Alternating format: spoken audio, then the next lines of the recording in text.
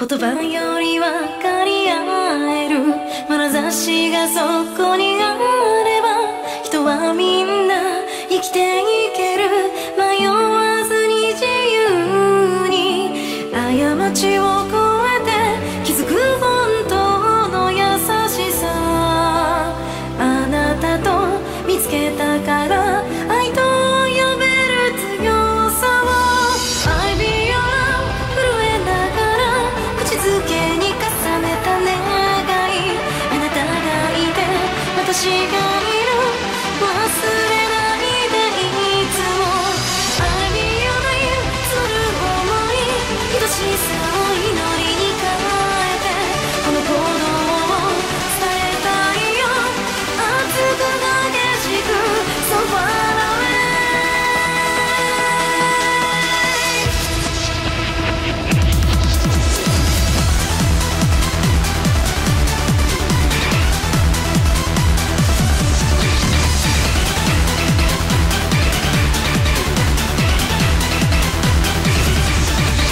あな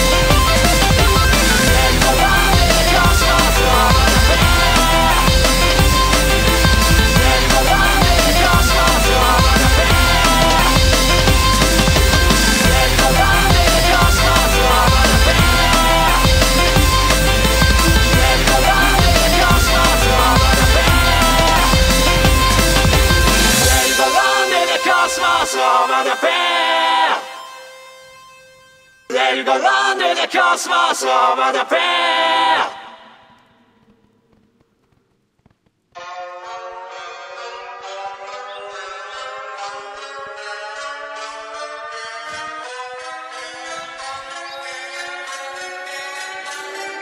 The Midnight Society.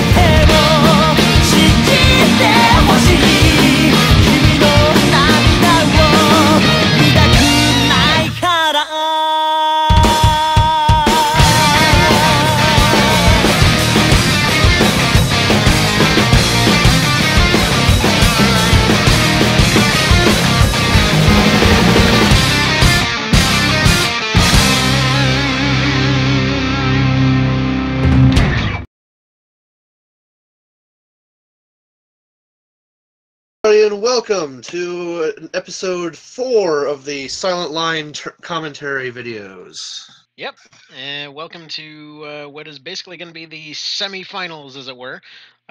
These are going to be a little bit in the wrong order, but you may notice improved video quality this time. And I can Huzzah! point things out with the mouse now. So, all right, are you ready on your end to start this thing? Yeah, Darkslayer versus you. Yep, let's watch me get curb stomped in 3, 2, 1, go. If it feels like loading, there we go. Yeah. So, Darkslayer's AC, I think, yeah, now that I think about it, I think what we ruled that super heavies weren't allowed shields. That's is correct. What the ruling was. So no shields, no side shields, because they could become effectively invincible. Yeah, it's really weird that they because the PS2 versions, man, he's racking up the damage just with. Oh. Yeah, this was the one with the missile punch. I was actually. That was great. I was intending. It's a shame it didn't do so much damage, though. Oh yeah, no, he's got armor for days. I was actually intending to switch over to the 4s there and fire it, but then had a little bit of input if you had lag, done so it with didn't. I just seen it. If you had hit him with 4s, well, you never know. If you'd hit him with 4s at the start, you might have been able to kill him. Who knows? Yeah, there might have been psychological impacts, but still. Yeah, that was really cool. Here we go. Darkslayer's, what AC was this one? The one that kind of looks like Mobius a little bit. Like if Mobius had made sense. It's his, like, Dark Jedi one. There we go, and Dark, he's just yeah. slamming you with grenades. Yeah, the joys of the OPI tournament. But yeah, so he was having a little bit of a hard time landing them sometimes, but honestly, this, like, I think this is the starch diet that I'm using here. There's not a chance in hell. The rockets are just, yeah. Actually, I think this is the one that got close, now that I think about it. Is it?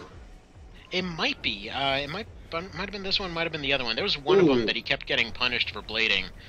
It might have been that other one, though. I'm not 100% certain. But who knows?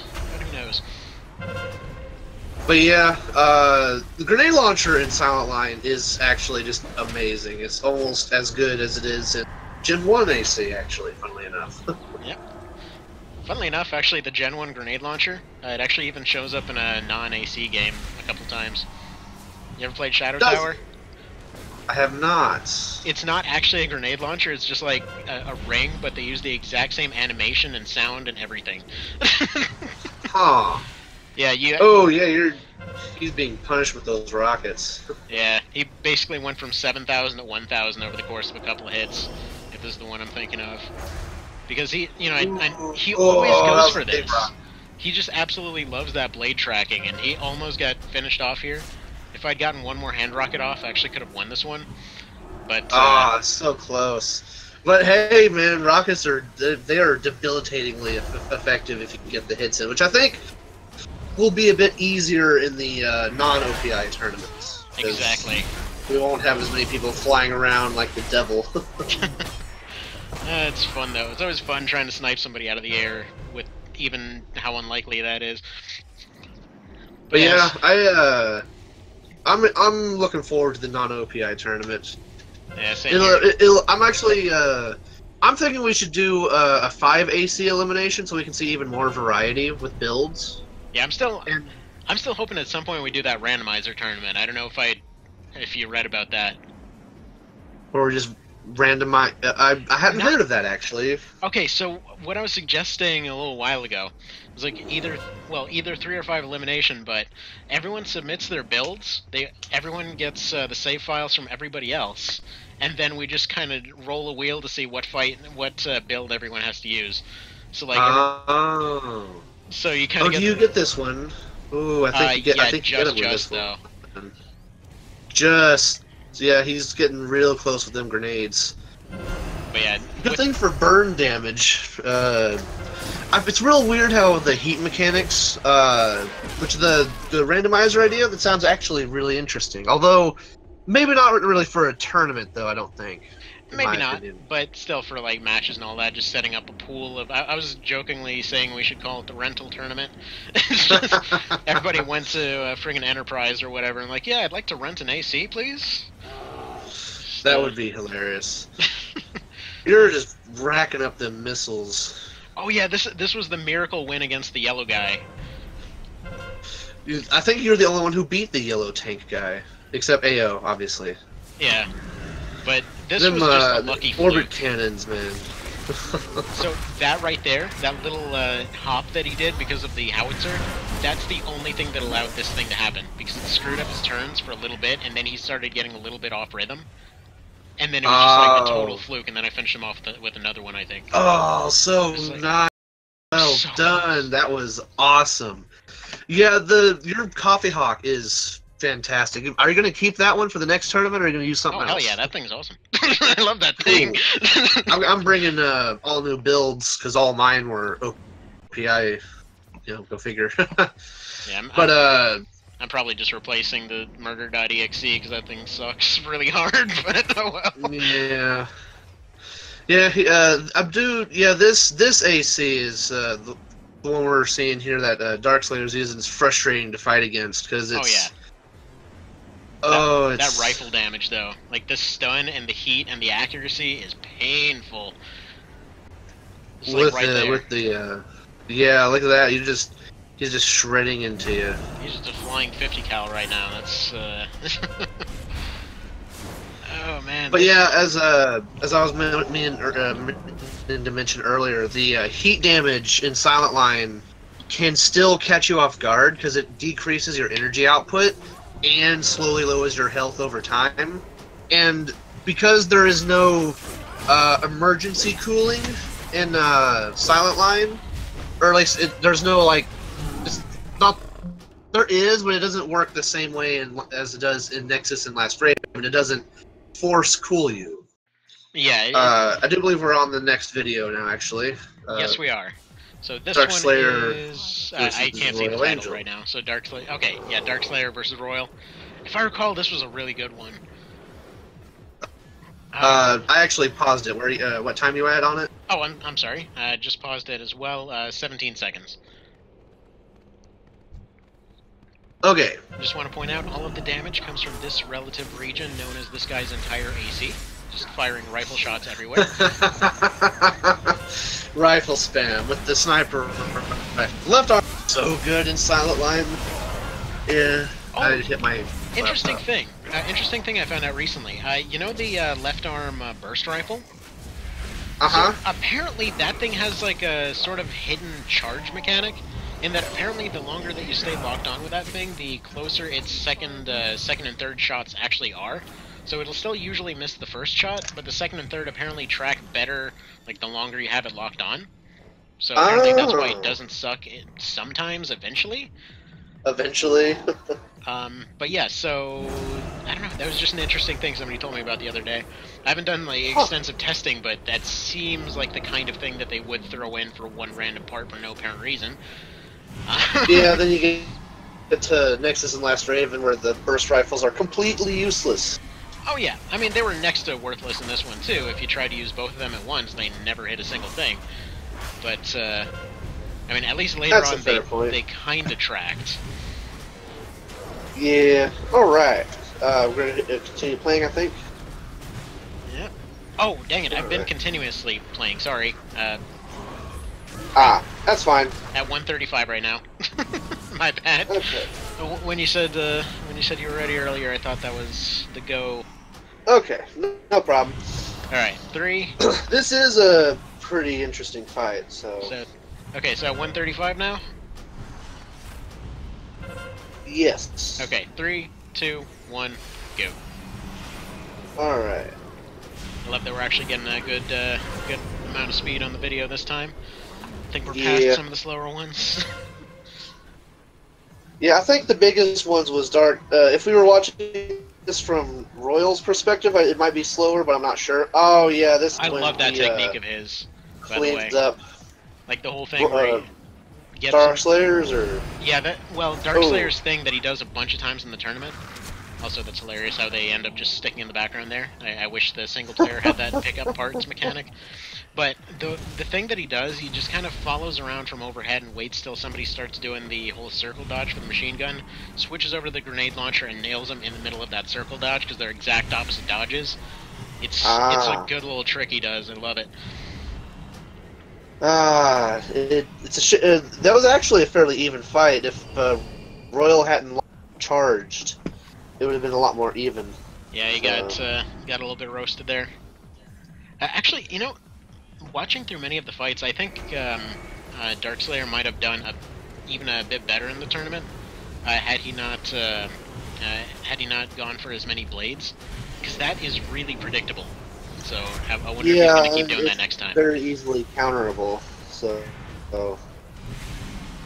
But yeah, blade tracking's hilariously busted in this one. Yeah, it's amazing. Like, blade tracking was always pretty decent in Gen 1 and Gen 2, but in at least early Gen 3, post Silent Line, when you get into Nexus and Last Raven, you, like, break blade tracking, where you can't, you can just break physics. That's great. Yeah. It's like maneuvers that should, in all reality, break the AC in half. Well, there's also the fact that, like, the hover boosters also breaks physics in Gen 3, so, you know. Oh, yeah, absolutely. Oh, yeah, this is the blade good fight. Counter.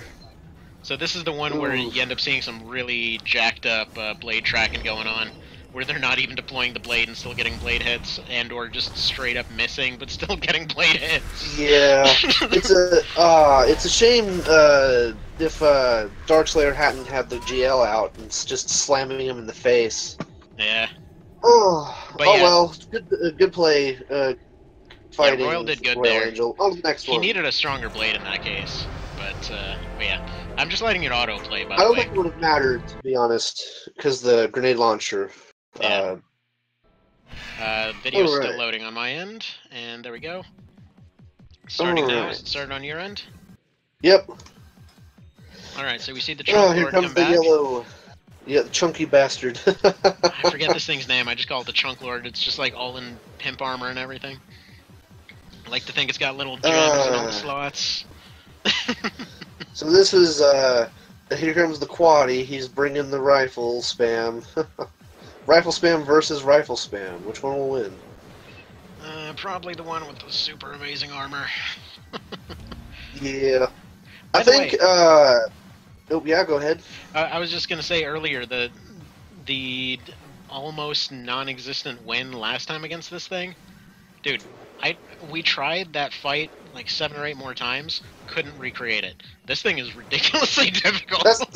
That's like what happened with my time I beat AO's mom.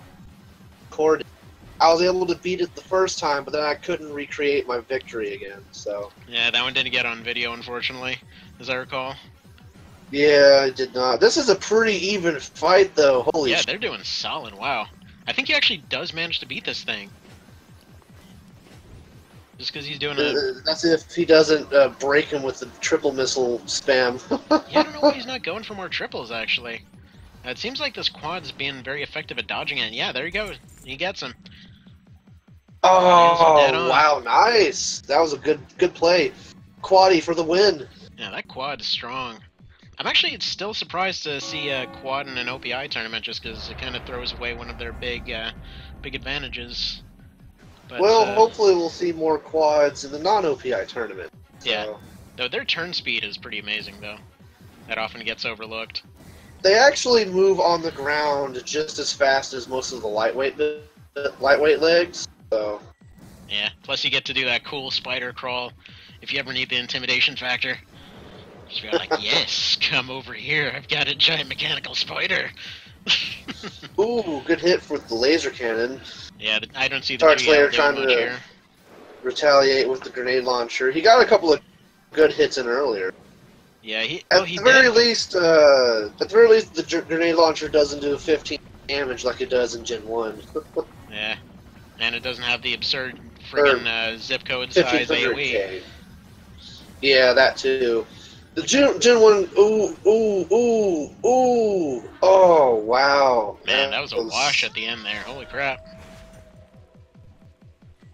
I mean, it makes sense. He's getting all of the really high burst damage from that laser cannon. He's getting all the constant burn and damage from the rifles. It's a really solid build. Yeah, because I do believe, yeah, because Oceanbreaker actually beat Darkslayer originally, and then Oceanbreaker was beaten by AO. So, yeah, I remember. So, but then Darkslayer in the somebody beat Oceanbreaker in the losers bracket, I think, and that's why he didn't fight Darkslayer. I might be wrong. I'll have to recheck. Yeah, would have to look at the bracket. I just don't have it up at the moment. It should still be sitting on the Discord under the brackets. You can see who beat who. Now here's interesting. So Oceanbreaker actually, in addition to his quad, he brought not one but 2 missile boat lightweights. So his first one was getting shredded apart by the rifle spam, like right here. Just, yeah. This match needed some Spirit of Motherwell playing in the background. Missiles everywhere, rifles firing vertically. Spirit of Motherwell took a page out of the Macross Missile Massacre manual. Yeah, but it's a walking city, though. Actually, did you see that there was some movie coming out now? I think it was based off a book or something. That was basically based around the concept of, like, you know, we're just gonna have moving cities and having wars between each other. Like, I keep hoping that thing's gonna turn out amazing, because I'm like, man, I hope somebody sees this, I hope it sells like crazy, and then somebody looks at it like, yes, we have to make For Answer into a movie. I doubt that will happen, but it'd be an interesting idea. Ooh. Oh, man. Really close fights with this one. Wow. Yeah, down to 109. Wow. Oh. Good crap right there. I think because the quadruped has more defenses than the bipedal, that's why he was able to bring out that win just at the very end. Yeah, alright. Third one. That will conclude this video. Alright, so we'll be back next time for the grand finale. Grand finale. It'll be both grand and final. Yeah, kinda. Alright. We'll see you all guys then. See you then. Have a good one. See you soon. Hello and good morning. So I think it's fair to say that the series that we love takes a slightly unconventional approach to storytelling. Obviously there's been discussions every now and then on different timeline theories and that sort of thing, and you know, the odds of us actually getting any official confirmation on this, that, or the other on this whole situation is probably next to none, so I guess all theories are more or less fair game, but you know, I just want to put another alternative out there for anyone that might be interested in this sort of thing. I guess this is sort of halfway, this is very similar to the one that TBM had out there. However, we have some differences of opinion on where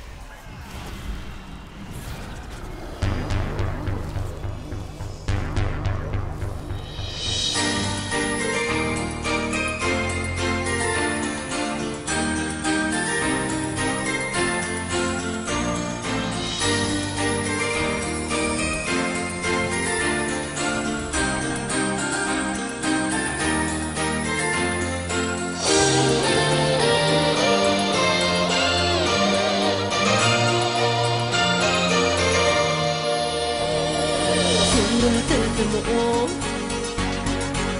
冷たい指先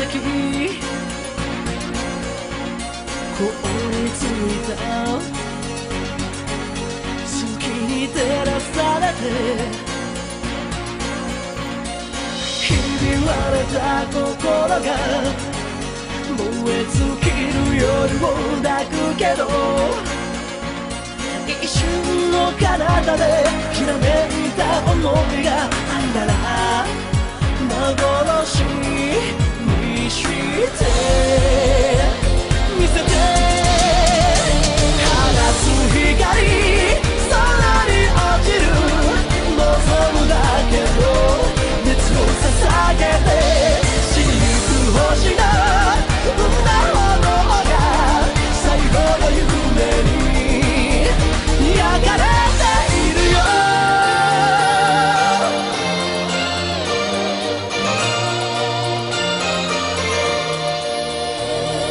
降り積もる罪は優しさに棘はエビに変えてゆけるなら死ぬ間際の花の届かない叫びにも似た祈りの儚さが求める切なさが二人を出会った時を揺らす嘆き光波に飲まれ痛みの中君は目覚めて傷つけながらできる絆が孤独を今描き始める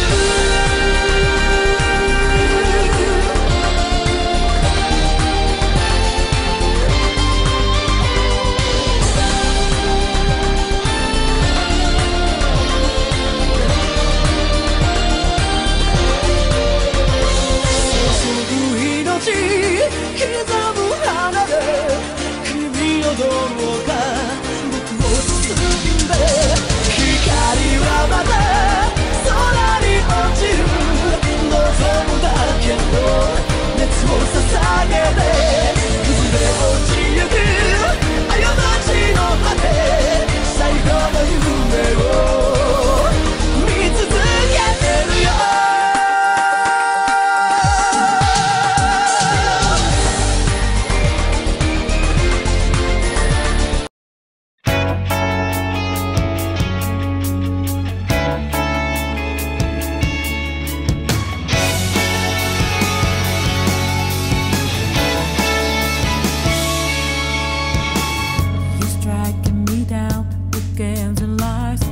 trusted, but I found your only true friend is your desire for playing out. You're out of your mind, you've lost control. I'm gonna take back what's mine. You never had my soul. This time you have really stepped across the line. Lives in the palace full of tales and lies. We gotta stake it, commit out. It's for the malice that you chose to hide. It's just to break it, to break out, breaking it so we can break out, breaking it so we can break out, breaking it so we can break out, breaking out.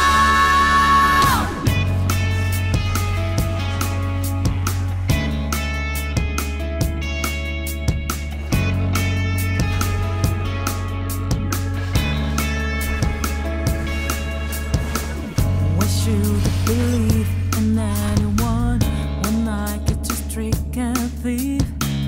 Life's likely to have one up his sleeve. The game is on. We're playing the odds. That's how it's done. Pretending to act like